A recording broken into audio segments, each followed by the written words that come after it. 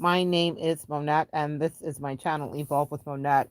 For those of you that are new here, I am a professional intuitive empath, and I just finished up a live where I made a promise, and my angels had me make a promise too, which is that I needed to spew the last bits of the South out of my mouth. Now, the phrasing is what it is until I can adjust the title and edit it and maybe spell it properly, but I was trying to make it all fit in the characters that they give you when you're doing a live.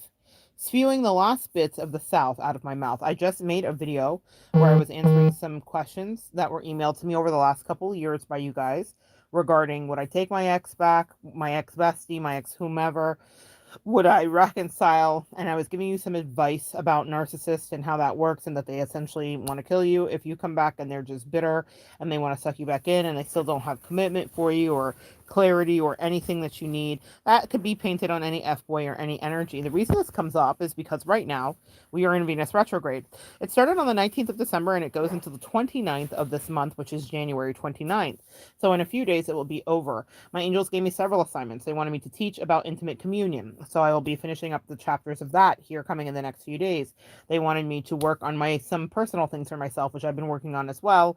And they wanted me to actually close down the chapter that is dedicated to my ex. In the last 2 years, after I dealt with the betrayal of a best friend and an ex-lover and a life partner, if you will, in many ways, an emotional wife, all of those things, I had to kind of parse that out, and I had to do it by myself because we know that people that are emotionally immature will not be of assistance to you. In Venus retrograde, your exes come up. Whether you dream about them, think about them, you reflect on them, and usually they come up specifically in the best way, especially in the year 2022, because you're probably going to be with a new boo or have a new connection, have some new hot smoking convection. Y'all know how I like to say it.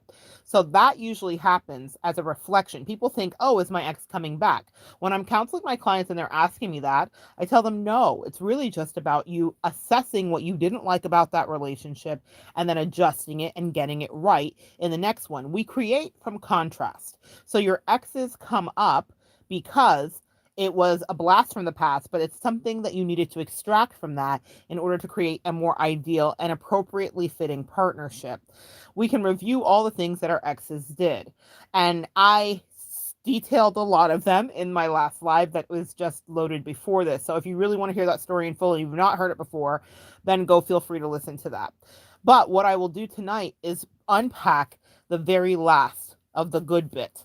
Because in all of our exes, there is a good bit. And I have vitriol and a lot of look backs that I feel like in my mind it wasn't worth it. But my angels reminded me, let's close this properly. Let's end it on a high note. And note being the pun that is intended. What I'm going to do tonight is go over, if you can see this, this is a jar here of letters that my ex wrote to me. And what it was is a gift. It all came at once, and it's a pumpkin. I took the lid off to make it easier to hold up for you guys here. So what she did, because words of affirmation were not her strong suit. That is my primary love language. And so in our connection over the last 20, well, we haven't been around each other in the last 3 years or so, I guess. I don't even know. But in the 20 years that we were around each other, I taught her how to communicate because that was not her strong suit. And turns out in the end, she still wasn't great at it. I guess I wasn't a good teacher to her. Maybe to some of you I have been, but not to her. What I will tell you is that one of the things to understand is that every person we deal with, even the narcissist, has a redeeming quality, or they will do something that's charming or interesting or that woos you or makes you feel validated and seen. And because I got a bucket full of scroll of letters from her, I, definitely made her seem better than she was. That's not to say that she didn't try. That's not to say that she didn't do this. That's not to say it wasn't her handwriting. That's not to say that it wasn't thoughtful. And when it was given to me at the time that I wasn't actually grateful because I was. But what it is to say is that the energy that she put into this was not demonstrated in continual and daily love, not in the way that you would expect. All relationships have their hiccups. And unfortunately, she was not good at communication, so she didn't let me know where the hiccups were in our relationship. Now, y'all, if you listen to the previous video, I think you'll understand that I don't give a okay? I have reconciled it, I have put it away, but back in the day when we were still in connection before she frayed it and pulverized it, I would have loved to know what was going on with her that made her behave so badly and treat me so cruelly. And then upon some good therapy, I realized, it's just a narcissist, it's just what they do. And they also do this too, and this is the evidence of it, they love bomb you. So essentially what I'm going to read you are the love bombs. And my angel said, I said, guys, are you sure? I said, I don't want to do this. They said, we need you to clean this up before the end of retrograde. We need you to get this done. Okay, I said, I'm obedient. It was late. It's like 3:30 in the morning right now where I'm at. And I was like, can we just do it another day? And they said, nope, you put it off. I had started making a video. It says in memoriam to Katya, Anastasia, something or whatever, right? So this would be not her real name, but names that I had for her and that she knew that I called her. So during the duration of our relationship, we all have our pet names for our partners. And so I have a video up here and you can see my face and see me. If you guys haven't seen me on screen for a while, I've been recovering medically, but I have a video up where I started this and I was all verklempt and choked up. And I don't know if I will be when I read the rest of it. The reason that I'm saying it is that I haven't read what I'm going to read you. These are scrolls that were unopened because when our relationship started to fracture, I stopped opening them. The assignment that she was given by her angels when she still believed in them and still listened to Jesus and wasn't a heathen was that she was to connect to my soul in a way that I would receive it because she was more physical touch and sex and I was more words of affirmation. And so she needed to let me know how she loved me. That's what her angels directed to her. That's what she said. This was out of her words. Because I was shocked when she gave me this because this was so unlike her. And so she and her son, who I adored and love to this day, sat and cut these out and rolled them up one at a time. And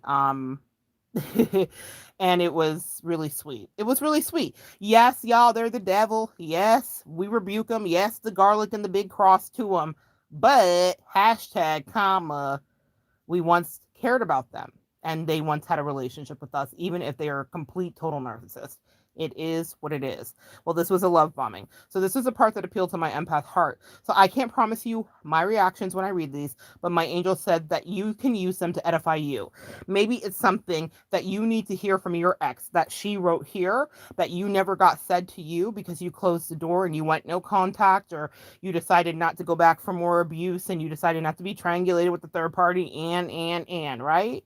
We all wish that our exes could say something to us. So in this Venus retrograde, this is my offering. And it comes from my ex. And I thought it was quite appropriate, and so did my angels. In a Venus retrograde, these messages will be what your exes should have said or what they thought about you. And I will be seeing some of the things here. And again, they will be new. So pardon my emotions because I am still an empath too. So we shall begin. The reason I think this is important too, before I start, is that we are denied when it gets to the hard part. Meaning, anybody in my ex's community, she could lie and be like, she abandoned me, she did this, she did that. They had no idea how much she provoked me, how much she gaslighted me, how much she created a shit show of a situation, how she was living a double life, how she just lied straight to my face and it wasn't right if we were best friends. It's just not how you behave. And how she disregarded my boundaries when I put down my foot and was like, hey, this is our relationship. What are you doing? Let's have healthiness here. I handled it the best way I could. I quite literally provide emotional therapy for people on a daily basis. So I know that I handled it good and I handled it well and I did it repeatedly. And she just got more petulant and more ridiculous as the time went on. So what they do is they'll deny you to the community and start a smear campaign, and they'll act like they never loved you. My favorite thing about this is that I didn't want to have to revisit it in future videos years from now because it's just not going to be relevant to my life. But tonight, it's absolutely relevant. And it validates to any of the flying monkeys, because you all know narcs have flying monkeys that watch, or her new supply that is still watching. Hey, Lindsay. Hey, girl. I talked to my lawyer. I can say your actual name as long as I don't dox you and say your last name. So, hey, Lindsay. I have the ability to prove, because this is her handwriting, It's in her handwriting. This is not my handwriting, y'all. I write in hieroglyphics. Her handwriting is actually quite nice. So it's bubbly and girly and all of that stuff. So you'll see some of it. I'll hold some of it up. But what I will say is that it's my evidence. It's my receipts, which is so funny. I recently had an interesting interaction with somebody who was like, "Show me the transcripts," when I was holding them accountable for their bullshit. Another crazy Sagittarius. Anyway, I didn't have transcripts for that person, but I do for this one. I've got actual transcripts in their own handwriting that this person was in love with me, did love me, did care about me, and we were partners in whatever capacity, even if it was lower vibrational and very much non reciprocal and imbalanced. Okay.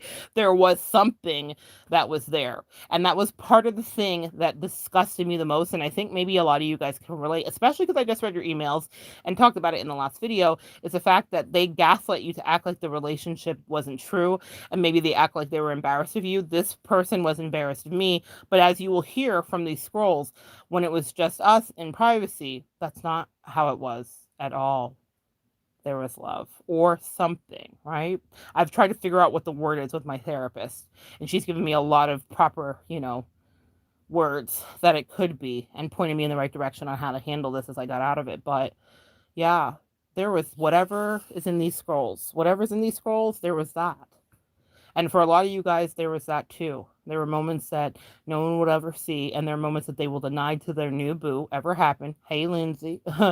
There are moments that they will deny to their new boo ever happened. They never felt that way about you. You were just a fat fuck, or you were just an ugly fuck, or you were a desperate fuck, or a clingy fuck. What kind of fuck were you? But they will deny that and say that the things that you guys experienced weren't true. And maybe they were just gaslighting you for real. Maybe they were just stringing you along and breadcrumbing you. Maybe if you read tarot, it was the Knight of Pentacles. It was an absolute string along. But this was pretty good role play, if I do say so myself. So we'll get it underway. We shall unleash the scrolls. And let's see what your ex from my ex wants you to know on this Venus retrograde. I'm reading these hoping that we can forever put away the pain that was caused when you didn't have quote unquote closure. Fortunately, I didn't care about that, but a lot of you guys do when you reach out to me, and it breaks my heart. I understood immediately what a liar I was dealing with, and I was never going to get the truth. The truth will be revealed here in these scrolls. It's like one of those game shows, like, open the case. The truth is in these scrolls. The things that she really may have felt at a time, or the things she wanted to gaslight me with. Who knows? But what I will tell you is that I want to validate your experience, empath. If you were here and you were discarded by a narcissist who triangulated you with new supply specifically, I want to validate your experience. It really happened. You really had a relationship. You really had a marriage. You really had a boyfriendship, a girlfriendship, a partnership. You really had a whatever ship, a situationship. I don't know, an entanglement ship. I don't know what you had, but I do not want you to ever feel bad and feel gaslighted ever again. Put that to rest. In this Venus retrograde, let me heal you and transmute that energy. Let my ex heal you in her bubbly handwriting. Let's see if I can get it on the page and transmute that energy. And for you, make sure that you understand that yes, that relationship did in fact happen, and it was in fact true, and it wasn't a figment of your imagination. No matter what they say to their village and tribe in their embarrassment because they didn't want to stick by your side because you didn't look like everybody. In my ex's case, you guys know the story. She triangulated me with somebody racist. Unforgivable to me. I don't give a fuck what she says. I don't even care what's in these scrolls because I know what she did. And there are some things you can't take back. I'll never forgive it. However, I mean, esoterically and all the rest, y'all, I have my near-death experience. Yes. Yes, yes, yes. I did a lot of the higher vibrational work, but the 3D black monette that still lives in this body, no ma'am, not ever. Not on this earth. So what I will tell you is that in order to have your new boo, I mean, I know I'm dragging this out, guys, but bear with me because my angels are just giving me these downloads. In order to have your new boo and it be healthy, you have to release it. So that means that I had to revisit it. I didn't want to. I did this months ago. You'll find the other video months ago. And he didn't even finish it that night because I just got a little overwhelmed. One of the last notes that I read was a note from her son to me specifically, where he calls me Monetti, and he's the only person in the world that does, besides my bestie currently, which kind of touches my heart whenever she does. But it's maybe because she knows the story and because she knows how much I love that boy still and always will. But no matter what my relationship is, whenever we have to go no contact with narcs because they're nuts and they make us nuts, it is what it is. And I'm sorry if you have kids. Fortunately, for me, that was my biological child, and she would have never allowed contact anyway because she was controlling. Hashtag narcissism. You guys get it. You know what it is. But what I'm saying is that I got choked up because I cared about him. Her notes, I was like, oh, nice to hear that you thought this way about me, even though you were a liar and you denied it to everybody and you were embarrassed of me because of my size, because of my color, because of you name it. God knows what the hell was going on in her crazy head. What I do know is that this is the truth instead. I hold it in my hand. I want to offer that to you for those of you that were denied by your boo, where your boo acted like you were a maniac and you were clinging, you were embarrassed of them. Does this seem like I was clinging on to her? I clinged on to these. And it's so funny. My angels hid them from me because I got rid of a lot of her stuff as soon as it all happened, as I recommend when you're cleansing out an old ex. And I found these hidden up on a shelf because I probably put them away because my heart was breaking as she was betraying me day by day. So I forgot about them. And I think they kept them for this reason, for this season, for this Venus retrograde, for this moment, for anybody that watches this video and wants to own it and have these be the messages from your ex to you. That's what I offer up to you from my old boo. All right, let's take a look. Which is so funny because I didn't feel this way. You're my best friend, soul sister, and partner in this crazy world. I never take you for granted. Mother cracking Lord Jesus. Wow. We're going to get hit with it. This is what Venus retrograde is. Feel your feels. If I cry during this, guys, this needed to come out of me. I needed this to come out of me because these words that she, I don't know if you guys can see it. These words that she wrote right here. I don't know if you guys can see it, but these words that she wrote right here. See, this is heavy. It's heavy stuff. These words that she wrote right here. You're my best friend, soul sister, and partner in this crazy world. I never take you for granted. She did, in fact, unfortunately, take me for granted. You get it? Had this been the truth, because this is what I thought the truth was. This is the funny thing about being gaslit and having someone try you and lie to you. I thought we could withstand anything. I didn't think new supply is new supply, right? And for her, it was a sexual connection and she needed that. And I always knew who my partner was. Lord, are we going to do therapy here? Angels, do I have to do this? I don't even know if I want to do this, y'all, because this is very real and vulnerable. And this is probably these are things I didn't even get a chance to say really to her because she was being so ridiculous and horrible to me. And so I didn't recognize her anymore. I didn't know her anymore. Okay, here it is, Venus retrograde. Okay, let's do cathartic therapy. Let's go. I could excuse away her sexual behavior. I didn't care about that. I understood her sexual desire. I understood her sexual attraction to me. Also something she would lie and deny, which is crazy and hilarious to me. She should just own who she is. However, she didn't. But she did find someone who she could connect with sexually. And so she thought, see, she validates me. And I got it too. On a higher level, I really understood that she felt rejected by me, which was never what my intention to do. My intention was to honor exactly what she wrote, to be her best friend and to be her partner. I thought, I'll be your partner and I'll be your best friend. I may not be the person that you're fucking. Excuse my language, guys. Y'all know I curse. Take me to church. Hi, Emily, when you're listening. Yeah, and it wasn't because I didn't want to, and it wasn't because we didn't have crazy chemistry. We had crazy chemistry. But then I thought, did we have crazy chemistry? Because as y'all know with narcissists, they can have chemistry with anybody. So I thought we had crazy chemistry. Apparently she had crazy chemistry with everybody. So then that's specifically why I did not sleep with thee. Does that make sense? It wasn't because we didn't have that. It was because we had it in spades. And I thought one of us will end up in jail if I actually sleep with you. And I wasn't wrong. And I'm so glad I didn't. Had that gone on in the way that she would have wanted to, it would have turned into a different story. Y'all would have never known me because I'd be in somebody's Alabama jail because she tried me. And I was hurt just by her trying me emotionally. Can I imagine what would have been if she would have tried me actually and we had a full out complete sexual relationship? We had a sexual relationship at one point. However, that stopped because I stopped it because I wanted this best friend and partnership more than I wanted her body.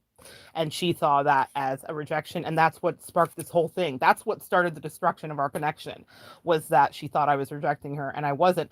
And also, message, I'll say this too here, therapy, for those of you that are in this situation, had she had a real adult discussion with me instead of playing mind games with me, because that's what she wanted. She wanted to know that she'd always have me and that I'd always be there and no matter what. And I guess she didn't, narcissists don't want you to live your life. Like she didn't want me to have a girlfriend or a boyfriend or whatever I had in my life, and she was resentful of that in a weird way. And I was like, you fuck everybody. What are you talking about? Narcissists literally have a stable of people. They will sleep with anybody and flirt with everybody. And I was like, and I allow you this grace to be free because I get your energy. I know you're a Sagittarius. I understand you. Go do you, boo. But let me be your friend. Keep that for me. And had she even had the conversation with me before I knew she was a narcissist, before I went to therapy, like, let's say this is a regular person, had she had the conversation with me where she was like, I would love for us to sleep together while we're figuring out who our somebodies are, we probably would have been doing that. Could have been doing it the whole time and having a fucking great time. However, she didn't want that. She wanted mind games and subterfuge. She wanted to be in control of it. She wanted the sexual experiences to be dictated by her watch, her desires, and her needs and her horniness. That does not a relationship make. So it wouldn't have really worked for me. I mean, in theory, I'd like to think we could have talked about it and worked that out, negotiate it. She knew exactly that we could have done it, but she wanted to play games. Instead, she did do it to the person she wanted to. So I'll read it once again for you. This is what your partner needs you to know. And maybe y'all needed me to hear me walk through that. Maybe that's relevant for someone here to hear the dynamic of that connection. You're my best friend, soul sister, and partner in this crazy world. I never take you for granted. Until she met her girl. Then she did take me for granted. And she discarded me and was cruel. So it's a nice sentiment to read, but I wish it was true, because we wouldn't be here today. Or she'd be here with me. Let me pull out the other ones. These are the ones that I read earlier. Remember, I talked about some that I read earlier. So these are open. I left them open purposely. I just stuck them back in the jar. I once had a breakup, my first love, and she was so amazing at cards and letters, and I regret it. You know, like the best lover I've ever had in my life regarding writing letters and cards to me and notes to me. And words of affirmation are my primary love language, as I've said.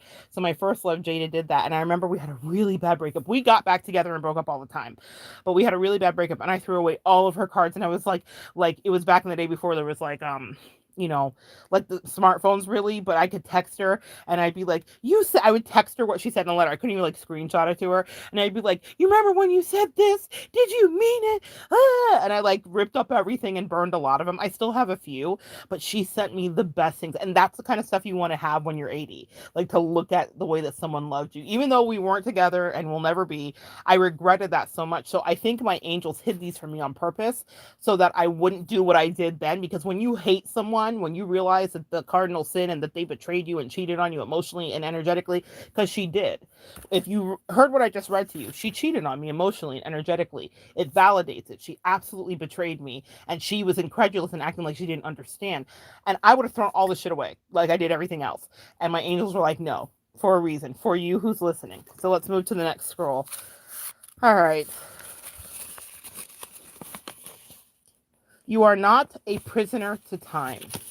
And this one, I don't know what that means.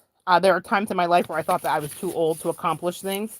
And, you know, like a good partner will do, they will edify you and they will say, they will like kind of lift your vibration. And so that's what she was trying to do there. And again, I remind you, she said her angels guided her to write me these letters. And because she wanted to give me a thing that she knows that I prize, which is words. The next one says, you are a genuine person. And that's true too. You are a genuine person. I'm only holding them up, guys, because those are my receipts. I will never forget that Sagittarius recently said to me, where are the transcripts? Transcripts some years ago, some effery she said. Anyway, so these are my transcripts for this person who would probably rather that I was dead than read these because she's mortified. Oh my God. She had a lover that she loved. She hated that word lover. It's hilarious to me. You are connected to your mind, body, and soul. All right, a little reminder from one of your exes. You are connected to your mind, body, and soul. Guys, there's about 20 of these here. So just, sit back, grab something to drink. We're going to get through them. And I'm like re-rolling them back up because after this, I don't know what I do with them. Do I keep them so I'm 80 and I don't, like, maybe I won't hate her as much when I'm 80 and I'll be like, oh, someone loved me once. No, here's the thing. You make room for your next great love. That was what my angels just said. They said, do you think you won't have another? Of course you will. You don't think you won't have another emotional, spiritual partner? Of course you will. Of course. I already do. It is what it is. Like, you move on. You find a new boo. You just do. That's life. Pay attention to what I said in my last live about the Maillard reaction or the Millard reaction, okay? I was talking to Mr. Chalk Chalk, who is from West Africa, and he was bringing up a good question, as he always does. And yeah, go listen to that. Ah, a nice reminder. Look at this. This is why I liked our partnership, because I thought she understood. She did not. Dale loves you. Now, she wrote this to me because I had my insecurities about my husband, as we all do regarding relationships. And she was acting in the capacity of best friend when she wrote this, not just partner. So she was reminding me and edifying me. And that's the person that I wish that I could see again, but I'll never know. That's the person that actually cared about me. I don't know how new Poom Poom can make you lose your mind and treat somebody so badly. I just don't relate to that. I started relationships, ended relationships, got married, and never treated her differently. But the second she got obsessed with somebody, she decided she was racist too, or maybe she always was. And she ran off with the new boo and started to discard me and actually let her disrespect me in front of her, and she didn't check her. I was so disappointed in her. I would have never. No one could ever. But anyway, that was when she was a good friend, and she was reassuring me of whatever I was dealing with regarding my husband. I don't know if we were married at the time when she gave these to me or not, but yeah, my husband loves me. Let's go on.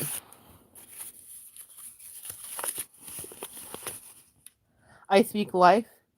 Oh, excuse me. You speak life into people on a daily basis. Your ex wants you to know that you speak life into people on a daily basis. I love that for you. You speak life into people on a daily basis. Yes, I do. I bet she wishes I was shut up now, though. Your angels adore you. You make their job challenging. I love that about you. She says okay, your angels adore you. You make their job challenging, and I love that about you. She don't love nothing about me now, but she did love that about me. And this is so funny too, because one of the issues that we had in the disruption of our relationship is that the racist person that she hooked up with started taking her to church. And I'll never forget it. She called me and she was like, I went to church with Lindsay. And I said, okay, that's great, because listen, Jesus is my homie. Like, I'm very comfortable with my spirituality, and I have served time in churches, but steered clear from the walls of them after being in the cult in Alabama. Also, I talked about that in my last video that I just put up. So I have my own issues regarding that, but it doesn't mean that I stop loving God or understand our pact and our interaction. Well, Lindsay wanted her to go to church and then started to talk to her. Maybe her parents do. Her parents are retired pastors with hypocrisy all over their energy, but that's another story for another day. I will be respectful of the elderly. However, they were not respectful of me. What I will say is, and my energy or my spirituality, there was judgment there, period. And what I will say is that when she was going with Lindsay, now I know my best friend. Yes, she was my partner, and yes, we had what would I guess be parsed out as a more open relationship. Like, I didn't expect any kind of faithfulness or celibacy or any of that from her, and that's why I let her be free, and I wasn't going to engage in that regard with her. But and I know when my partner hunts, I know when my bestie hunts, like, I know but the thing that I did and will and had missed about her, especially in the first couple months when it was the hardest, was I thought, you are my person. Being LGBTQIA, especially in the South, we had a way about how we operated, and we had our own special and secret language, and we could talk to each other about being attracted to girls and who was hot and who was not and whatever, things that we wouldn't share with anybody else in the world. Now y'all know me. I share period.com. I'm free. I'm out of the closet. It is fine. My husband knows I'm bisexual. It is what it is. I am a very different person maybe than I was when I was a kid, but that's when I met her, when we were kids, essentially, when we were in our early 20s. So it was so amazing and precious to find her, because what it reminded me of is if these walls could talk. Um, that's what I thought of when I thought of our relationship. If these walls could talk. I think Ellen starred in that. I look at HBO special, and it's about lesbians all throughout the mid-century and how they had to hide their relationships and be like roommates and all that stuff.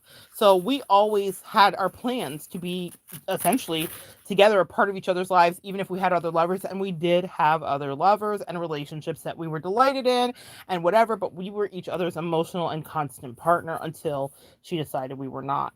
I never shifted that, even with a husband. I didn't shift it. That, that's debatable whether that was right or wrong, but it's the truth. And I'm candid here with you. It's the truth. And so what I realized is that that whole church thing was an interesting thing. It was a trigger for me, not a trigger because of God, but it was a trigger because I knew my BFF, and I knew how we had hooked up back in the day, and it was over Jesus. It was over gin and Jesus, truly, gin and juice and Jesus. It was a Bible study. She wanted to come to the cult. She said, "Why don't you invite me to your church?" And I didn't want to tell her at the time, it's a cult run. And I said, "Hey, why don't we do Bible study?" And the Bible study led to fun. Ooh, it's so salacious. It's in the book. It's yummy. But what I will tell you is that is how her MO. She loves a little bit of Jesus and a nubile girl. I know my BFF. I know how she lives in her world. I knew her energetically. So I was like, "You're hunting, bitch. Like, I see you, bitch. You know me. And it's okay. I'm your bestie. And I have my whole situation and I can't hate."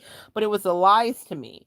And then it was the flip on me. It wasn't just that I was like, "You're not at church because you love Jesus. You're at church because here's what she told me about church." And then she was crying and she was crying. And then I put my hand on her thigh, and I just kept my hand on her thigh, and I just held her while she shuddered. I said, "Big." For any of you guys that know me, I wish you could see my face right now. I was like, "Big, I know you. You're hunting, okay? You're gonna fight this bitch." Excuse my language, y'all. You just gotta keep it 1,000, a breezy, a buck. You're about to. I know you. You're hunting, and she would tell me about the hunts and everything. Like, "Oh, we met up for margaritas, and then Scotty," which was the other girl's husband, called, and she had to go, and da da da da. And she would be so distraught because I know my bestie. You know your bestie. And I knew that she was hunting. And I also knew that this whole religious angle was interesting because it wasn't really something that my bestie ascribed to, even though her parents were pastors. They were, again, hypocritical pastors in a way, not exactly sweet and loving and kind. Her dad was interesting, but he also was hypocritical and wild. And that's just it. I don't care if she's mad about it. It's the truth. It's the truth. And so he had a heart for people. I will say that, probably more even than her mom.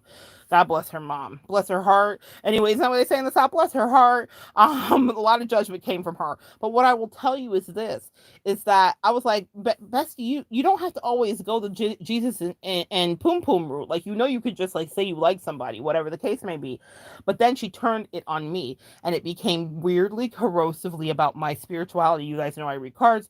I'm an intuitive, and I have utilized that. I remember the first time we were in the car together. See, this is Venus retrograde. They're really going to make me just get all this shit out. This is stuff that I haven't said to anybody. We were in the car together. We were going to a cruise to Mexico, and I started talking about my angels. And she was like, "You're crazy." She was absolutely appalled by it. Before it was over with, not only did she know that my angels were real, she had her relationship with her angels. Message to Mr. Chalk Chalk. I will make that video about how to connect with your angels.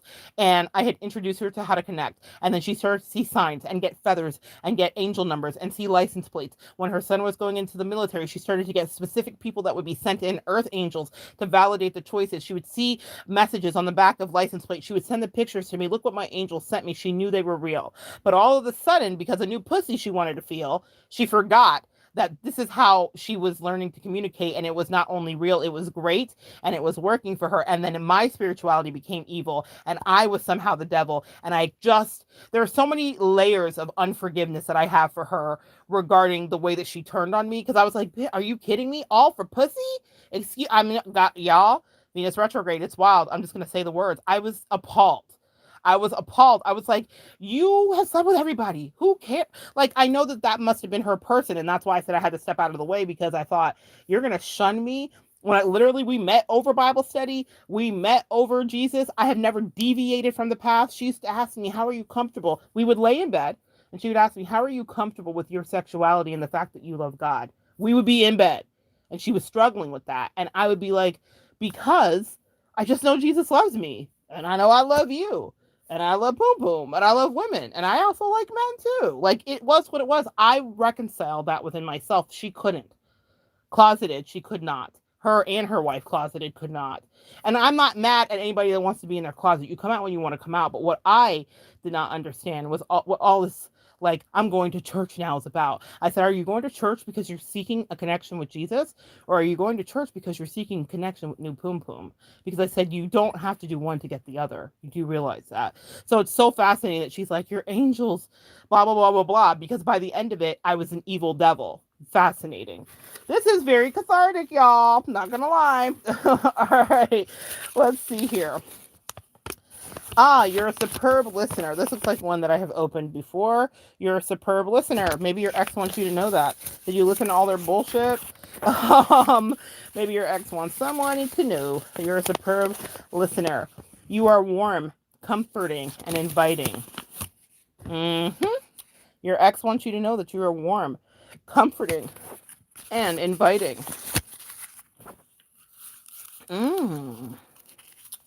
Therapy in Venus retrograde is happening. I might take this down, but I think it's probably healthy for somebody. I don't know. We'll see. All right. You are a blessing to your mother. Now, that one was sweet. And the reason that I take umbrage with it is because by the end of it, she was telling me that my mom was ugly. Narcissists are assholes.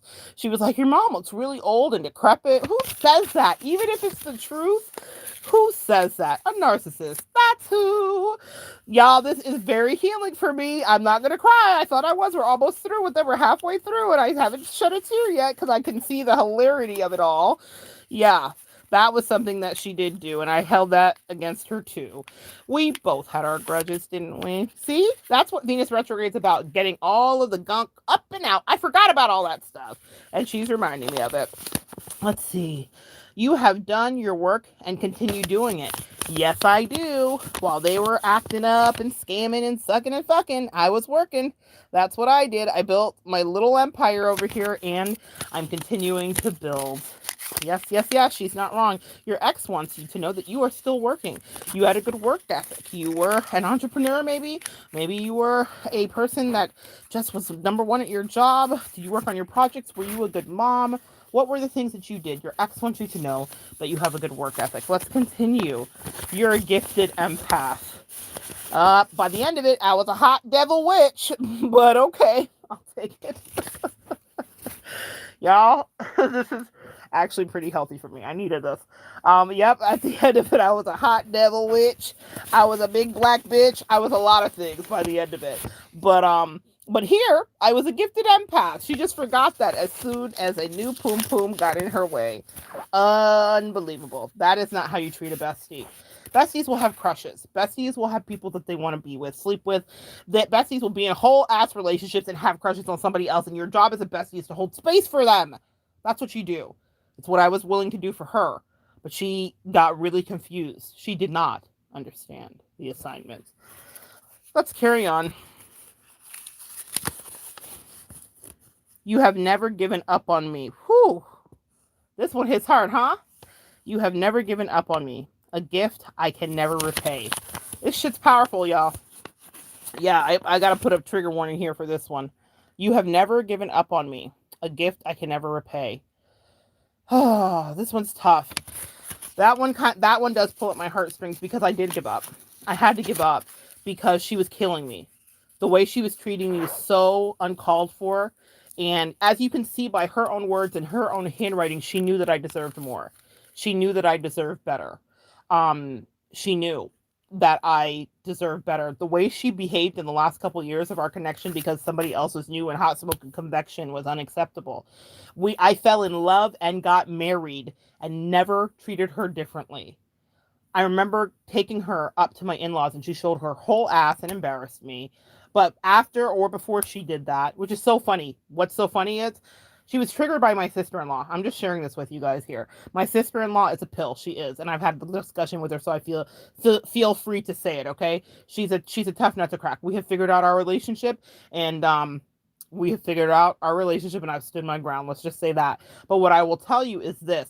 My sister-in-law is blonde and blue, very much like the Lindsay that she went to, the one that she was at church holding her thigh while she shuddered. And what my friend did not realize is that she was triggered because she was attracted. That's what happened. And that my sister-in-law made like a little snide joke. And my sister-in-law can be extra, y'all. Like I said, sister-in-law extra. God bless you if you listen. I love you, Jen. But what I will say is she did some kind of course correction for her, and it embarrassed her, and she just lost it, and then just showed her ass. Couldn't pull it together. She was my guest, and I am a black girl in a all Caucasian family, and it's my third or fourth time up there, and I'm taking my BFF, and she stomps out. She won't talk to anybody, made it awkward the rest of the stay, all because she got triggered by someone who now is her wifey. Does that make sense? The same kind of attitude that her Lindsay has, the same kind of attitude my in-law can have as well. And I don't know if she even got the parallels, and I didn't even bother to explain it to her. I was like, that's fascinating. We had a little precursor. So I always knew the dynamic that would be involved in that relationship. I didn't give up on her because I wanted to. I gave up on her because I didn't have a choice. Because a narcissist or a covert narcissist will use you and they will try to steal your voice. If I did not have the evidence that she wrote these, if I didn't have the transcripts, which is hilarious now, if I didn't have the transcript, she would say that none of this happened. And she would tell me I was a whole lie. She's probably lied and said everything I said is a lie because she's a liar. And that's just what narcissists do. And she's a denier. She doesn't want to take accountability. I gave up on her because I was exhausted. At the end of it, I was trying to reason with her. I was like, we can have some kind of adult conversation about what's going on here. She was trying to convince me. Here's what she told me, and this is why I'm reading these letters to you. My final straw was when she looked me right in my face and she said, I have no feelings for you. Well, I think that the transcripts beg to differ. She said, I have no feelings for you. Well, clearly there's feelings here. She said, I have not one single feeling for you. I asked her several times. She feels nothing, she said. It was cold, and it was gaslighting, and it was the kind of pain that a narcissist likes to inflict when I knew that she was full of shit because I had lived the experience with her. Now, I have explored sociopathy and other things since our disconnection, and she very well may have been telling the truth, but I was going by the things that I remembered from our youth. A lot of us give our partners grace from things of yesteryear and yesterday. And you have to ask yourself, do they deserve it? Are they worth it? The coldness that she had that night in that van as the rain pounded down again and again, and we sat in front of a graveyard, scorpionic energy, death, endings, and rebirth, transformation, ultimate changes. And she denied me to my face with her many faces. Her lying face, I couldn't accept it. That is why I gave up. She had pushed me, and that's why she wrote that note. She had been a Spitfire Hellcat from the first go. She had been a hot mess. She'd been a thrower of things, and I'm lightly abusive. She wasn't really like, I wouldn't traffic in that energy with her, but I could see with the right partner, probably Lindsay, she could definitely get into physical altercations. I was not that person. But she was highly emotive and highly like a Cancerian feminine woman that's in a low vibration, even though she was not Cancerian. But bitchy. That's the way that I would say it. So like I remember throwing a ketchup bottle at me and just like weird shit. Nothing that was traumatized me. Her abuse emotionally traumatized me. Physical situations with us, I just was never gonna let it be because I loved her. I loved her like a big teddy bear. I just loved her. I was like, no, we're not doing that, girl. We're not doing that. I loved her and I respected her and I gave her great care and I wouldn't abandon her. And man, she shit on me and she denied me and she was rude to me and she gaslit me and she made fun of me to my face and to other people. And I never gave up on her. She never lied. I didn't until she looked me in my eyes and told me to give up. That's what she literally gave me my walking papers. When someone tells you to your face that not only you're not enough, but that they've never cared about you, when you have the transcripts, yeah, it might be time to set yourself free. You can't stay forever with bloody knees trying to help a narcissist who's kicking you in the face. It was the ultimate slap in the face to me. And she did it and she delighted in it. And then the next day she went and talked about it. My angels let me hear it. Her gossiping about me to Lindsay, to this racist, to this child, to this mentally ill, impetuous cretin. Come on. No, I gave up.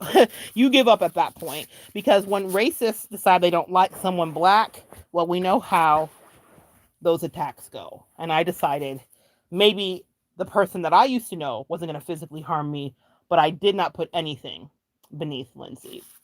Let's take a look here. As long as you are breathing, there is more right with you than wrong with you, no matter what is wrong. And that is a quote by Jon Kabat-Zinn. She did tell me that she had to outsource. She was like, I got overwhelmed with all the words, so I had to outsource. And I had to like start looking up quotes. It was a funny thing. I thought it was so sweet, y'all. I was like, aw, you like really did this, girl. You like really did it. Also, she picked colors that are associated with the chakra that I needed enhancing. Yellow for solar plexus, orange for sacral chakra, sexuality. That's no thing we ever had issues with. We had great sexual energy. And then green, which God knows how much I needed that in the coming days in her aftermath, which is for healing and heart chakra.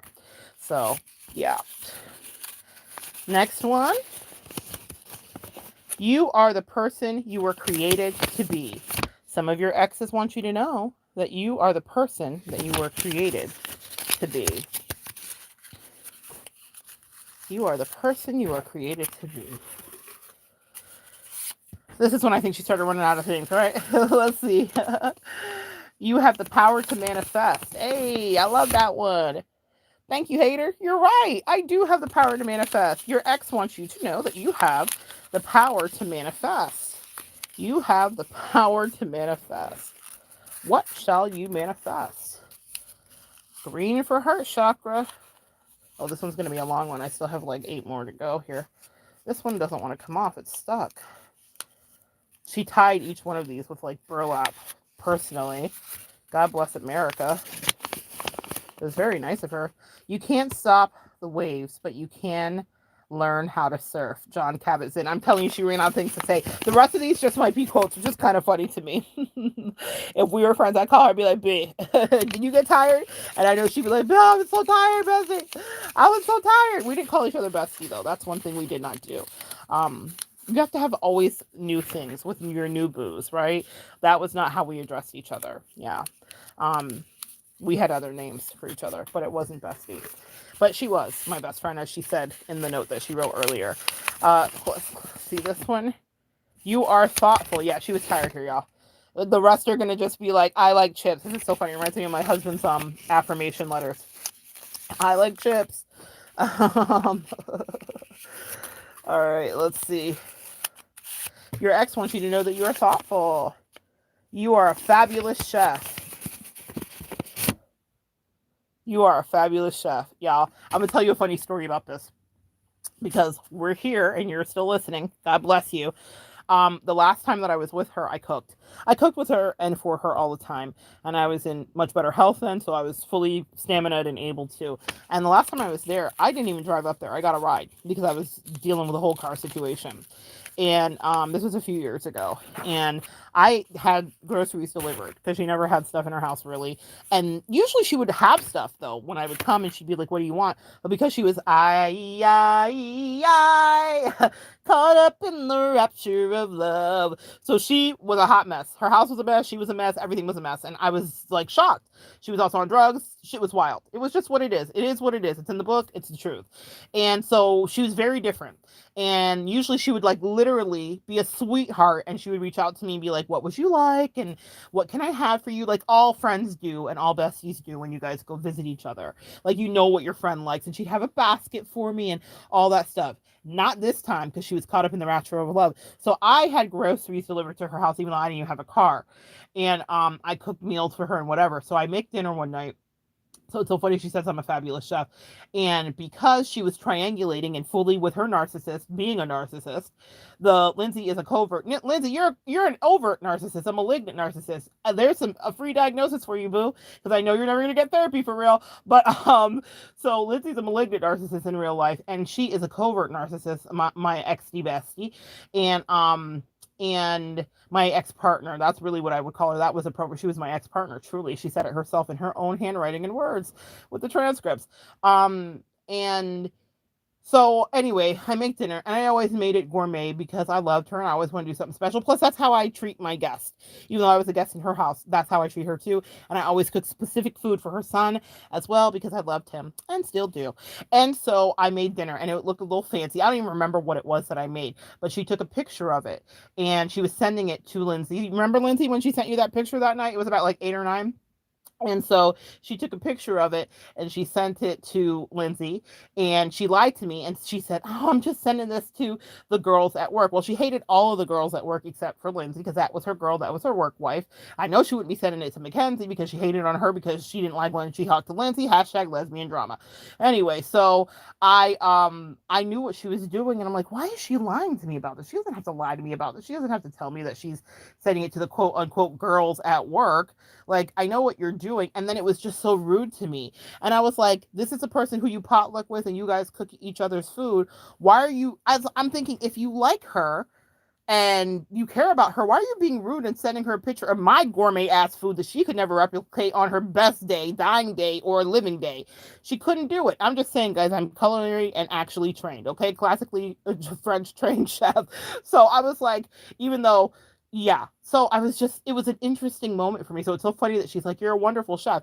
She loved my food. She loved eating my food, and she'll miss my food for the rest of her life. I don't care what she says or who she lies to.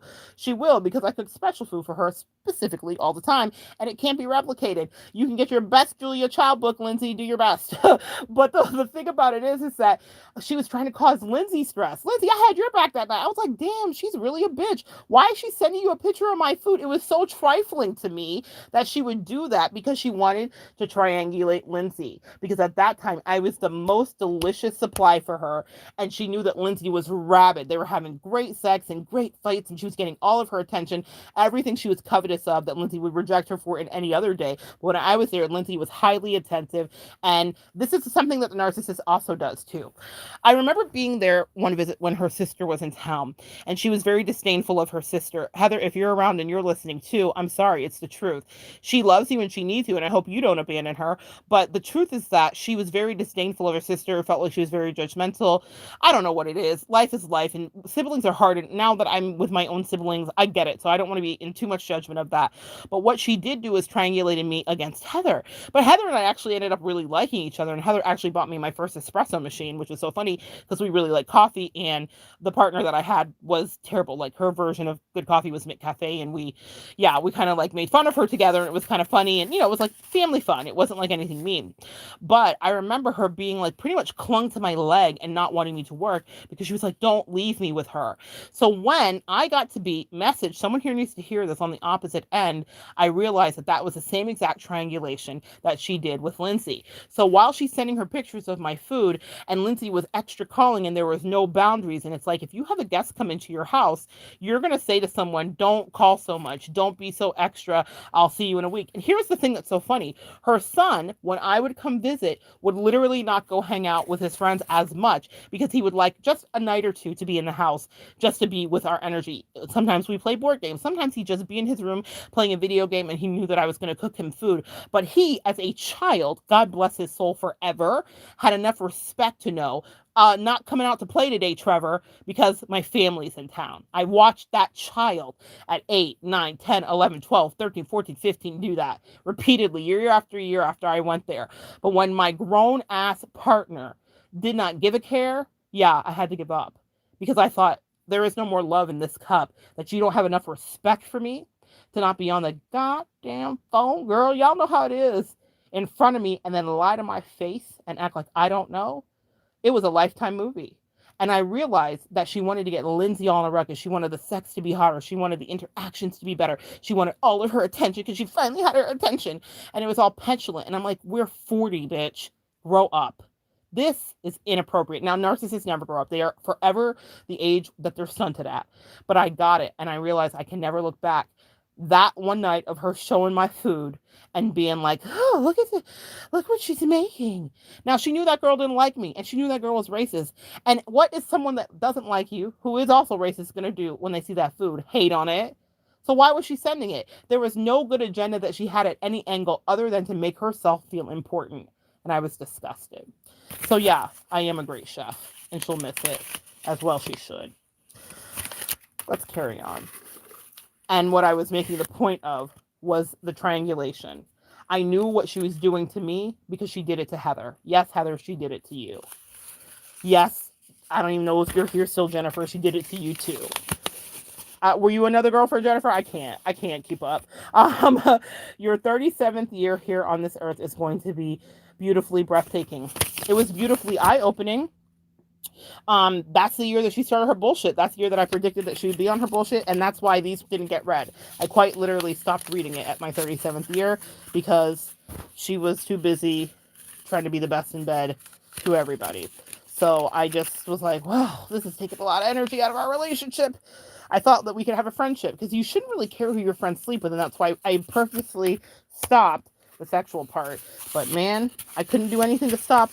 It was destiny, y'all. We were going to be torn apart. We needed to be torn apart. She didn't respect me. I didn't realize how much she didn't respect me. You get it? Maybe that's something somebody needs to hear here in this Venus retrograde as we fizzle this out and like clean this out, because we're entering into like a new year and it's like 2022, and you can have a real boo that actually appreciates and adores you and is like there for you and is riding for you and loves you and protects you and cares about you. You can have exactly the kind of relationship that you want. And if someone isn't willing to give you the relationship that you want, that's okay too. Then open space up for a next new boo. Let the next person that's actually willing to meet you completely the way you need to be met come and find you. Don't settle and continue to vet, y'all.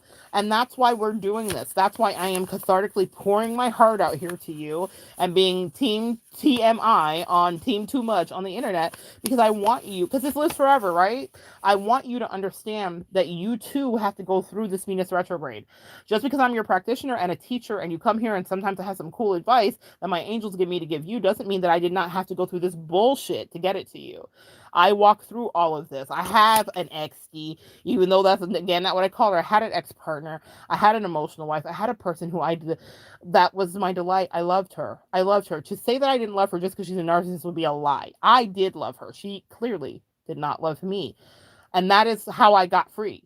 That stuck in my head. Her words, her face, the coldness. I feel nothing. I can never unsee that truth. That was the truth. You are an authentic, gifted, anointed teacher. Anointed is not what they were calling me when they were like, you're a devil. You're practicing your devil worship with your cards. Oh my God. Just because someone makes your poom poom hard doesn't mean, and that's figuratively speaking, but though you guys, if you know the anatomy, you get that too, doesn't mean that everybody in your life is terrible. If you start dating somebody, message, and then they try to isolate you from everybody because they're terrified you'll leave. And I knew that's what was going on with Lindsay. Lindsay, I know you're codependency, sweetie. I get it. I totally understand it. But I never was that abusive or cruel, but that's something that she liked to do. Scorpionic energy is incredibly possessive, especially when they're unevolved. And Lindsay, you're not going to really ever evolve. You are who you are. You're pretty stuck in the muck. But what I'm saying is that if you notice that a friend is getting in a relationship like that, just get out of the way. That's what I did. I was like, ooh, how do you not realize that this is going to isolate you? And she wants me to hate you because she doesn't want you to have any other resources.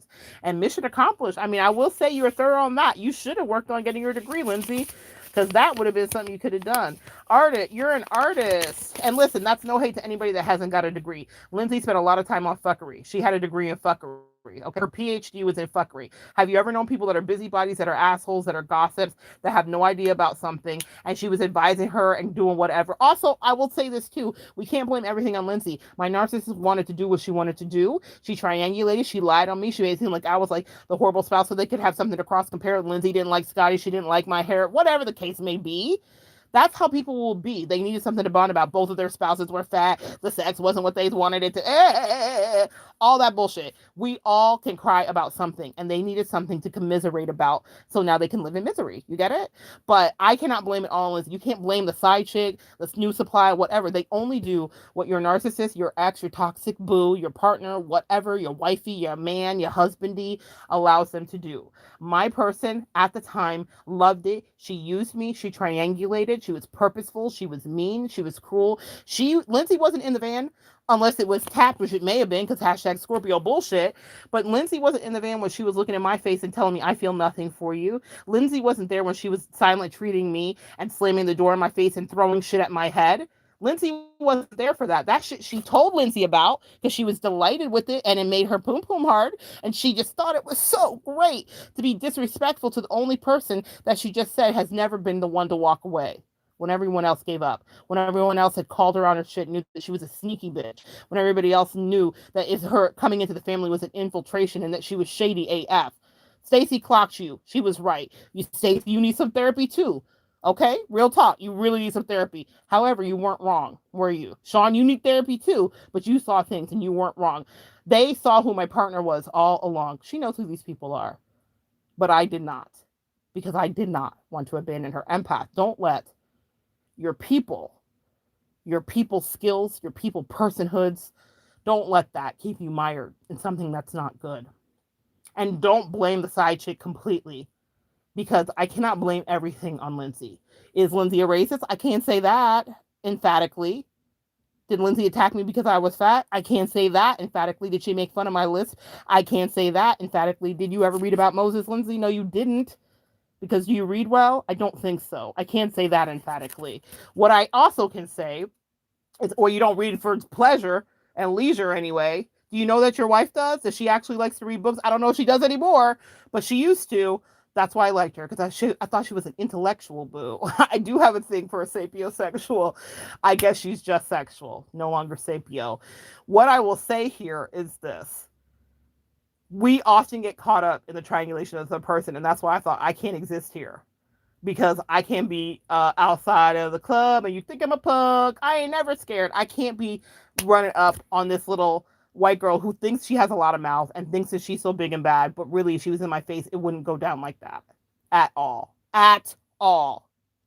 So, I had to back out. A lot of us want to get up in the other person's face, but then I had to think. I looked at my partner, who wrote in this note that she was my partner.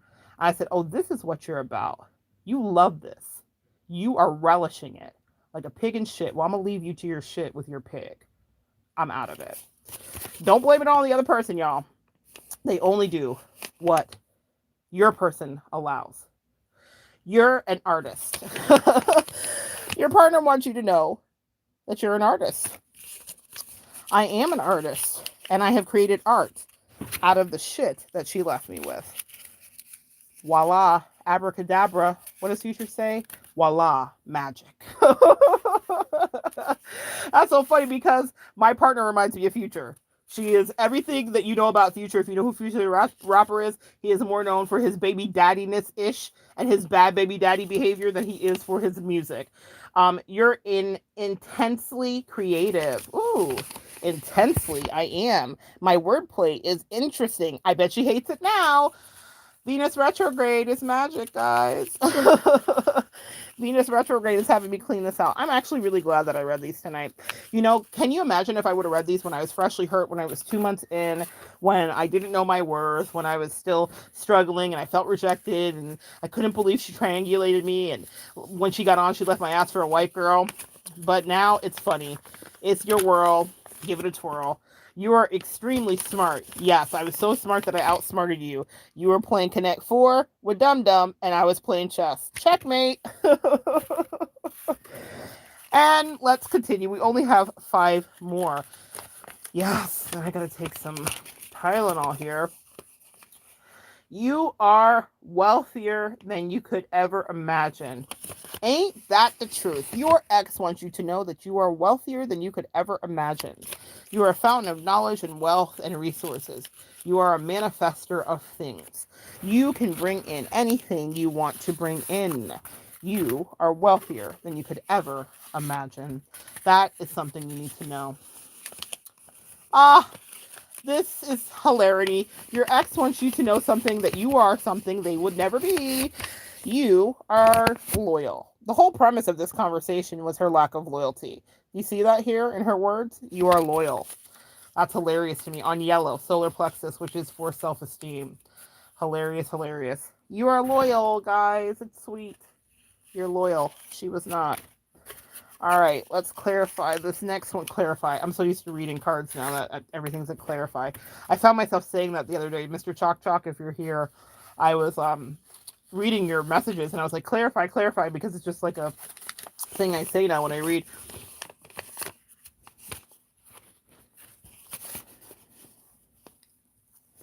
You are. Oh my gosh. Now here's an answer to the twin flame thing. You know how everybody asks about that? Is it still your twin flame and all that stuff if they shit on you and they hate you and they're terrible to you? Here's what she says. You are fulfilling your life's purpose. Yes. Yes. We always talked about having ministry together and doing work together until she decided that I was the devil and started pushing me away for, I hope it's more than subpar poom poom. I hope it's more than subpar pussy. I really do. I really hope I hope it was worth all this. Lindsay, I hope you're worth this, girl. I hope you are. But and you know, the answer is she's not. That's just the truth, because usually, you know, you figure stuff like that out later. But we always thought we were going to work together, which is so funny. We are. She's just never going to work with me, be around me, be allowed around me. She can never come near me. I am repulsed by her energetically. I have blocked her out. I put restraining orders up. I actually went to real police and reported both of them in case if I ever showed up dead and one of them decided to unalive me. You can't say the word that on YouTube. So yeah, like that's something I did. I have videos up here about recording that. I really took precautionary methods because she had hooked up with just a low life. And I was like, you don't know what she's capable of. And you don't know what crazy shit pops through her head. I know the crazy in your head because you're my partner. I signed up for you. I did not sign up for her. Absolutely not. So yeah, that's so funny that she says that. I even forgot what the last girl said. You are full of words. This is hilarious. This is the bane of her existence. I bet she hates this shit now. You are full of words, and more words that will help countless people. What the last card was about, I'm fulfilling my purpose. I am. In her betrayal, she has helped me to fulfill my purpose. I have literally connected with people all over the world. I already worked with clients all over the world prior to coming on here with you guys, but I have connected with people all over the world because of my story, because of the hurt that she caused me, because of the betrayal, because of the rejection. When my other friends didn't understand why I needed to communicate it, your letters to me and the emails that I answered, some in the last session I just did, are why. She is right. I am full of words and I will tell my story. And in our relationship, my throat was closed off because I didn't want to upset her. I didn't want her to walk off. I didn't want her to go away. I was so worried. She always made it seem like she was the hot commodity. And the truth is I was the whole time. It doesn't mean that you can't have equal partnership with your divine person, but she wasn't interested in that. She was interested in power and dominance. And so she exacted it and she was cruel to me. And you know what they say? Absolute power corrupts absolutely. The angels told me, they said, we're going to give her a little bit of power. We're going to give her a little bit of clout. We're going to give her a little bit of money, and we will wash it all out the second the spider goes down the spout. And she did. She went down the spout into the mouth of the scorpion, and there she still resides with Lindsay by her side. You're full of words, and more words that will help countless people. Her betrayal and my words have in fact helped countless people. And in fact, we fulfilled our mission. And that's what I told her when I left. She didn't understand all of it because it was cryptic, because I wanted it to be, because my words sometimes can be cryptic, because sometimes you have to figure out your destiny. It's choose your own adventure. But what I told her was the prophecy is fulfilled. Years ago, I had painted a painting of her and I sold it in an art show, and it ended up being at one of my friends' houses. And I was there after we broke up, and I took a picture of it in a series of pictures. And at the end of it, it looked like she was cowering to the sun. I had painted her with her back to to me because I was always the one longing. I was the empath that was chasing. In the runner-chaser dynamic, I was the person that was always like, don't you understand our connection? And she did, and she would validate it, as you see, in many little ways, and then deny me in many other cataclysmic ways that would destroy me. She did it repetitively. It was abusive. And I didn't love myself enough because she was the love of my youth in that way, meaning I knew her from a kid and I loved her every day. And she knew it and she took advantage of it. And so I painted that painting and I always saw it as me longing for her. But then finally my angel said, look at this differently. In the front of it, I had gilded a sun in gold. And if I can find the painting, I will put it up on my community page so you guys can see it. I had gilded the sun in gold and I sent her a picture of the painting. She knew that I had painted it of her, and it was supposed to be of her and her child sitting next to her. At the time when I met him, he was just but a toddler, a baby still. And she's looking out over onto these green hills because she always was to me the saddest girl in the room. When I saw her, she always looked forlorn. Now I recognize that as sociopathy and covert narcissism. However, back then I romanticized it because we will do what we do when we're in our 20s with no reference and no frame of reference there, no referential frame. And so I painted her. And I had this picture and she's wearing red for root chakra, which is grounding, and orange. Everything was this terracotta orange in the background. And it was a stucco building that I painted for sacral chakra, sexuality. It's the most color that you see in that is orange, and also green as well. Heart chakra, the hills, and then the gold, the yellow self-esteem. But what my angel said to me was, Monette, you are the sun. You painted her thinking that this is how it was always going to be and that it was done. But they said, your new day has just begun. And I conveyed that to her in one of my last messages. I sent her a picture of it. She always knew about the picture from whenever I had painted it years ago, but she hadn't seen it in years. And I said to her, do you see what's happening here? Because my angels had me take a series of quick shots. And as I took them, it looked like she was almost bending down, holding her hands up to the sun. It was so incredible the way that it ended up being done. And when I sent them to her, I said, the prophecy is now fulfilled. You will watch me rise. And that's what your narcissist will do too. In this Venus retrograde, I speak it over you. They will watch you rise and wish they could have you back by their side, if only just to abuse you. And that's not anything to be proud of. But I'm telling you, that's what your old boo thinks about you. I said, this whole time I had got it wrong. I thought it was me that was forlorn and longing and wanting and hoping that you could just see the worth and the value. But the gold sun, standing for Leo, standing for self-esteem, standing for me, is rising. And it is you at a distance, stuck behind a cage, ensconced inside of your pity and your rage and your depression and your anxiety. It's not me. I am rising. The prophecy is fulfilled. It was powerful. My angel said, we were with you the whole time. That's what the footprints in the sand means in this Venus retrograde. If you're going through a heartbreak, please know that God was orchestrating little details and leaving little bits of treasure the whole way. I painted a painting 20 years ago that had the finality to say everything I needed to say when she betrayed me to my face. I had no idea that it had any other meaning than me looking at the back of her. And they said, forever, she will be looking at the light of you. Come on, y'all. Clap it up. That is a word. It was so powerful to me. I said, wow. They said we planned it the whole time. We also tested her. We gave her an opportunity to get it right. We told her who Lindsay was and who she would never be. We told her that she would have deep regrets and sorrow and that she would feel deeply. When she told you she felt nothing, we said to her, you will countercorrect this and you will never know the depths of what you feel. And when she did text me, trying to control the conversation later, she says, I feel like I've lost someone. I'm grieving you like you've died. Because I was no longer by her side, because I did have to leave because she treated me like shit. And if you stay to let someone treat you like shit, message, they will always treat you like it. I can never go back to her. She didn't understand how she broke us so completely by being so duplicitous and being so loyal to Lindsay, someone who didn't matter, someone who was a transient person in her life. I don't care if she's in her life for 20 years. She was a transient person in her life, a karmic partner there to teach her about valuing someone. Make new friends, but keep the old. One is silver and the other is gold. In these notes, she said she valued me. I guess you guys can see that that was not the truth, or we would not be here. We would be still having the friendship of our youth. But we evolved. We had to. There's one more left. You are a writer. I bet she hates that now, but she's not wrong. You're not wrong, are you, Floss? I am a writer. You are psychic, Floss. Look at you. And that's why I wanted to work with her energetically. She is gifted. I will say that. She's done some of the best. She really liked paranormal stuff. I have someone in my life right now who is really good with mediumship in a way that's like really cool to me.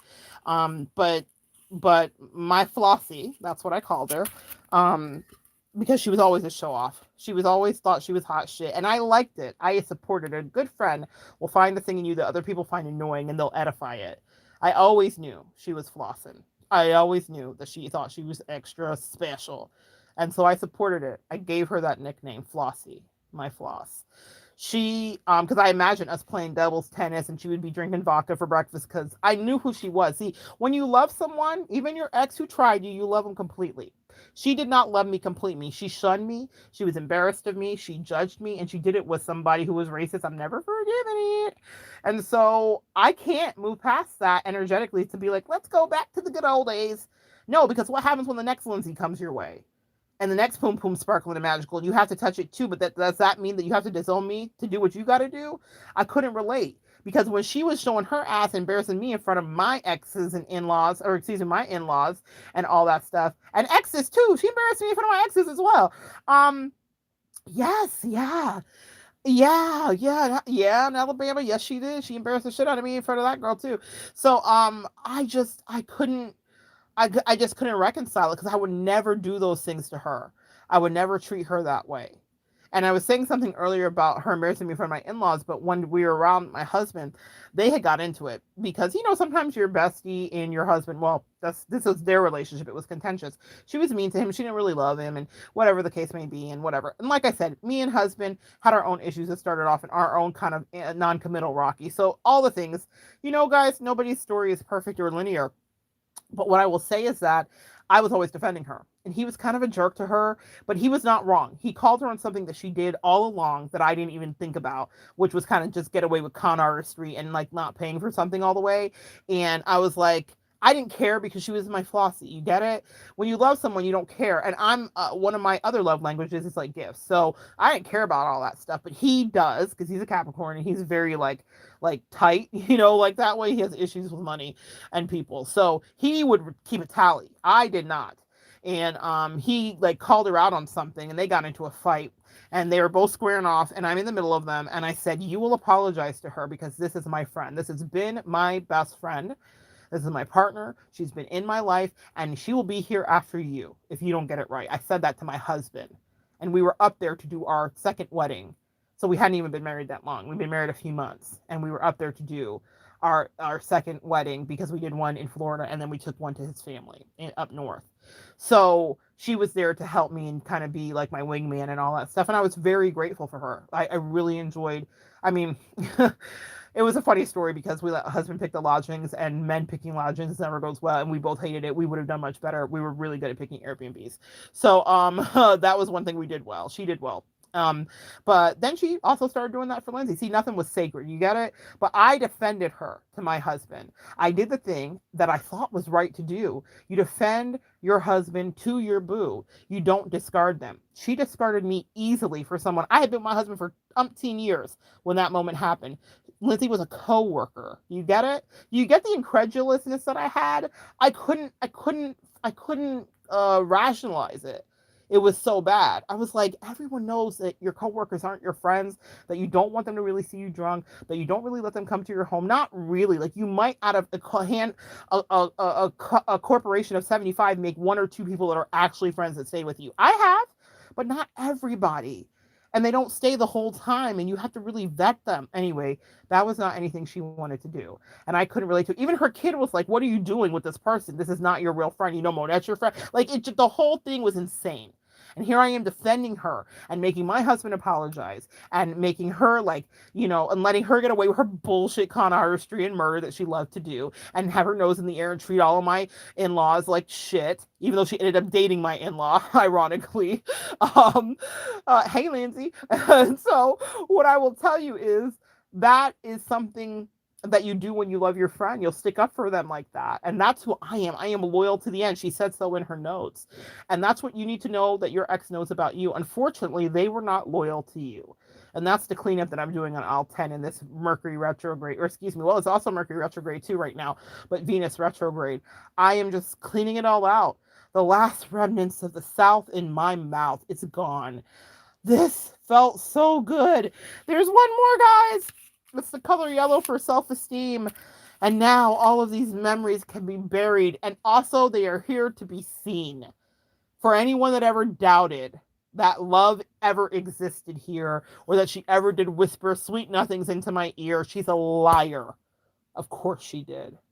And if she's looking at you and telling me she doesn't miss me, and she doesn't care about me, and she doesn't think about me, and she doesn't some days when she's sober regret how she treated me, even if she hates me, she's lying. And I hope she hates me, because the feeling for a long time was mutual. I'm trying to evolve past it. I don't think it makes me a good practitioner if I keep it. You are a visionary. And here, folks, we will end it. Your ex wants you to know that you are a visionary. I was. I predicted this would happen. I knew what would happen. And I've also predicted other things in my life, even with that painting. When God told me to paint it years ago, I had no idea that it would be the prophecy fulfilled. But the prophecy is indeed fulfilled. The prophecy is indeed fulfilled. Sometimes you will love somebody so completely that you will lose yourself. And in this Venus retrograde, I ask you to think about the people that you've loved. Did you lose yourself? Did you give yourself away? Can you afford to do that another day? That doesn't mean you don't have new booze and new loves, but I learned so much about myself in that relationship, about who I was and who I wasn't. And I learned about what she valued me as. She didn't value me. She valued other things that were not as good. She valued things that were bad. And I know you may say, Monette, to this day, she may be with Lindsay. That's her true north and partner. I think it really was. I was never going to not show her love. I was never going to breach her boundaries. She could have never had Lindsay at her house and then received those calls from me. I would have never done it because I'm respectful. Even her son's more respectful than she. I was disappointed in who my friend turned out to be. And we can say we make mistakes, but she didn't make a mistake. She made a series of blunders and never chose to have an epiphany. It was years of bad behavior. It was years of gaslighting me. It was years of denying a relationship that I could clearly see, that I asked her about out loud, that I questioned her clearly, and she denied it to me. And why do you think she did that? Let's also put this in perspective. Lindsay, if you're still listening, helping you understand, is because you were the side bitch, not me. No matter what she said to you, and no matter what she did, you heard her say in her own words and so on. You know what her writing looks like? She writes you notes too. Do you want scrolls too? Request it of your boo. I'm sure she'll do it for you. What's she going to say? You're a bitch? Is that going to be the scroll that you get, Lindsay? But what I'm saying here is this. She did not claim Lindsay because I put down firm boundaries. I said, if this is your girlfriend, you need to let me know. Not that you can't have a girlfriend. You could go be a hoe. I'm not even going to call you a hoe because I'm not mad at you. Because I get you, boo. I understand you. I am truly your partner. We were really assigned to one another. I was assigned to her. I was assigned to her. Remember I said, Earth Angels, we will be assigned assholes. She was my asshole. She was my asshole. And we always thought it was kind of cute. We kind of knew that about each other. I thought it was like, she would talk about it. Her favorite movie, The Notebook. First time I ever watched it was with her. And I've talked about it before, laying behind her on the couch. And we just knew it was us. I mean, I think everybody who watches it imagines it's them. But we knew it was us. And you know that part when they're in the ocean and he's like, I hate you, you're a jerk, or something like that. And he's like, yeah, but you're my jerk, or whatever. That was us in our own magical way. But then life and circumstances tear you away. And maybe we were The Notebook, but not to the end. I think that will be her and her whomever friend. If it's Lindsay, if it's somebody else, God bless America. But the point that I'm saying is, people will come into your life and maybe they won't treat you right. It doesn't mean you didn't have an experience. What an experience I had. And I have the transcripts. And I've written a book. And it was an affair of my life, but not in a good way. I don't think I've had the love of my life in that way that you can say.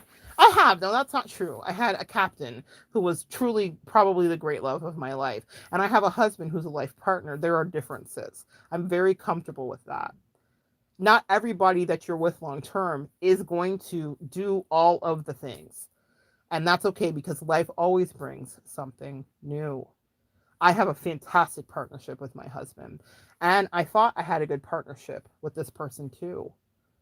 And we were okay kind of razzing each other and not always holding each other to the highest, meaning like we would razz each other. We would. But then there was this in her too. But she denied it. She denied me like Peter did Jesus 3 times. That's why I say read your Bible. Those religious narcissists could never.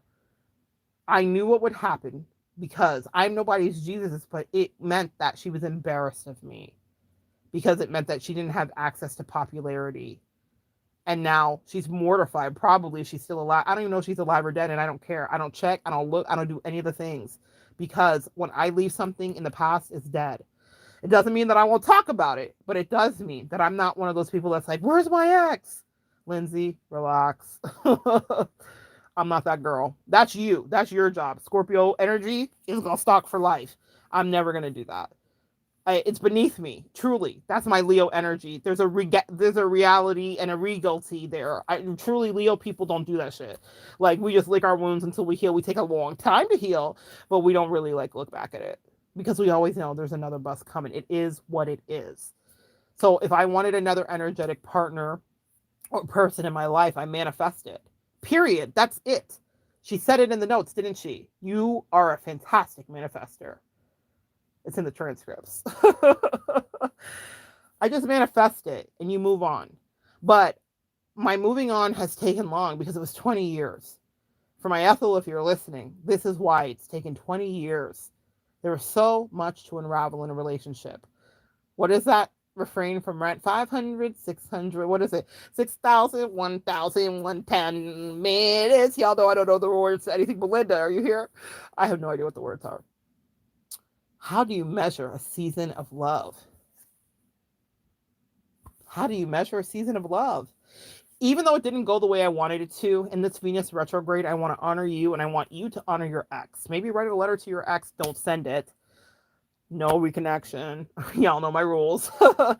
But do what I did. Maybe you don't have to make a video and blast it internationally, but do what I did. I feel so good about this. I thought I was going to cry like the first time. And I guess I told you the reason why. It was because there was one note from her son specifically, and he's always going to be a tearjerker for me. But do what I did. Talk it out. Talk it out to a good girlfriend. Y'all are my good girlfriends. I don't even know if anybody's here. It's the middle of the night. Maybe I'm talking to the air, but I cleaned out the wound. Whew. I've learned a lot about wound care in the last few months. I've cleaned out the wound. Wounds take a long time to heal. The deeper they are, the more pain you will feel. My God. I'm in pain as I speak to you right now. And it's been months since my wound was fresh. What I will tell you is you have to pack it and repack it and undo things and all the rest of it. And my wound wasn't caused by diabetes or any of the other things that you hear about. It was completely fucking freaking weird. I didn't until recently read about it because I was scared. Sometimes we will be scared to face our wounding. And I will tell you that that's why I held on to this jar, because I didn't know what it would bring out of me. But as you saw, it brought sarcasm and funny stories and reflections.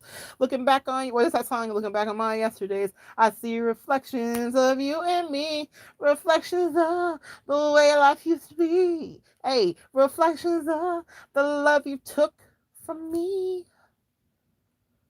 That's what we get when we look back at our relationships with any narcissist or toxic person or abuser, emotional abuser. She was emotionally abusive. I don't give a damn what she thinks about it. She can parse it out and compartmentalize it and rationalize it any kind of way. I had PTSD. I had real therapy. I know exactly what my diagnosis was. She was emotionally abusive with her withholding, with her lack of communication, with her restraint of love, with her dictating of our sexual connection. Were she to have been fair, we would have been in there like swimwear, but she wasn't because she didn't want to be. She did want to be with Lindsay. You see, people will do for someone that they actually value things they will not do for you. And that is what I had to learn. I had to check myself. Is there jealousy? What's here? No, it was despair because Lindsay's just a person. And there'll be another Lindsay after that. And there's probably 3 Lindsays in between Lindsay. And that's a fact if I know my old partner. However, comma, my person was my person. I did not deserve that. And for anybody listening, neither did you. You deserved your lover to be your boo and to be kind to you and to trust you too. There was a buzz on the phone. Anytime you hear that happen during our lives, that's a confirmation from the angels, no matter what's coming in. You deserved to be loved, and you will have love again. That's the beauty of Venus retrograde, is that you will manifest a better, brighter, cleaner, fresher, newer day. In my last live, I talked about the high and low vibration of contagion. The Isley brothers saying, "You're contagious, touch me, baby, give me what you got." That is the low vibration. That's scorpionic energy in its lowest vibration: possession, contagion, obsession, coveting other people's stuff. That song was quite literally about people having an affair. The higher vibration, let me take you there, is Katy Perry. "You're so hypnotizing. Could you be an angel? Could you be a devil? Your love, something, something, physically imploding. You're an alien. You're something, something. Affect me with your poison." The higher vibration, maybe it's not poison. Maybe it's business acumen. Maybe it's conversation. Maybe it's completely platonic, but you found your alien. I dare you guys to leave this Venus retrograde behind in 2022 and find you a rightfully aligned boo. Find your alien too. And if it's sexual and you actually want to be injected, inject me with your poison, then manifest that for you as well. You can do that. But don't be down in the dregs. Don't dwell. Because that's secretive. "You're contagious. Touch me, baby. You will get what they've got." And that is bad karma. That is bad luck. That is bad health. That is spiritual STDs. Spiritual transmitted diseases. Demonics. Spiritually transmitted demons. That's what I was watching. Sweet Lindsay, give to my friend. And it was unacceptable. And it was getting passed on to her son. And it was unacceptable. I put a stop to it. I parented both of them, my partner and her kid. You're welcome. She'll never thank me properly because she wouldn't see it that way, because she was blind. Because in Lindsay, she did want to play. It doesn't matter who the Lindsay is in your life. They represent the other person, the triangulation, the new supply, and your person wanted to treat you badly and dangle them in front of your eyes. What you won't do, someone else will. You are correct. They will do things that I would never do, and it will leave you destroyed. That's the ex you leave behind you with their new toy, and let them be toyed with by the universe and by karmic shifts and by misalignments and by disappointment and by rejection. Karma is all about someone else feeling what they've done to you. It's not about you giving them energy, because I never could do the evil shit that Lindsay has done and will do to her. But she chose her fate. The prophecy is fulfilled. All right, guys. Wow. How am I going to work with clients today? I've been up all night transmuting energy and my own, and I feel lighter. I'm like, I feel pretty. Oh, so pretty. I'm getting a little punchy. It's late. Like, I'm delirious at this point. I do feel pretty and witty and gay. And I think she said that I was some of those things inside of the notes. So I have the transcripts. Bestie, if you're listening, I've got the transcripts. And I'm not talking about my ex-partner. I'm talking about my bestie. See, when you move on from your ex, there's always a next. And usually they're better. And in this case, I can attest that my alien is the best. All right, I love you guys so much. Come back and join me next time. Oh, I got some comments. No, I don't. Manifestation Station. Emily, my sweet Emily, I love you so much. I can't believe you're here hanging out with me this late. It's insane. I love you, Emily. All right. You guys have a wonderful day. Since it's the beginning of the day, good morning, good morning, good morning. It's time to rise and shine. And come back and join me next time, and we will continue to evolve together.